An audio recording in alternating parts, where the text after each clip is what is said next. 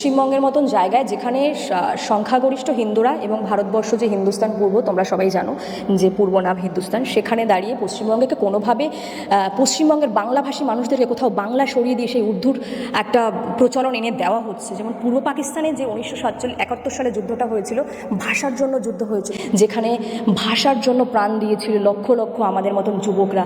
তারা কি চেয়েছিল যে আমার মাতৃভাষাকেই আমরা চাই, উর্দু চাই না। সেই জিনিসটা পশ্চিমবঙ্গে পূর্ব পরিকল্পিতভাবে এই শাসক দলের মতে সেম জিনিস হচ্ছে, যে ভাষার জন্য হয়তো বা আমাদের পরবর্তী প্রজন্মকে আবার যুদ্ধ করতে হতে পারে, লড়াই করতে হতে পারে। কোথাও যেন বাংলা ভাষাকে সরিয়ে দিয়ে রাস্তাঘাটে উর্দুকে টেনে এনে দিয়ে মানুষকে উর্দু খাইয়ে দেওয়ার ব্যবস্থা হচ্ছে, শুধুমাত্র ওই 27% বা 30% মুসলিমদের জন্য। এইটা পরিকল্পিতভাবে আমাদের সরকারের মদতে চলছে। এটা আমার খুব খারাপ লাগছে যে আজকে আমার মাতৃভাষা মালদার মতন জায়গায়, মোথাবাড়ির মতন জায়গায় আমার মাতৃভাষা সেখানে আবছা হয়ে যাচ্ছে, সেখানে উর্দুকে প্রাধান্য দেওয়া হচ্ছে।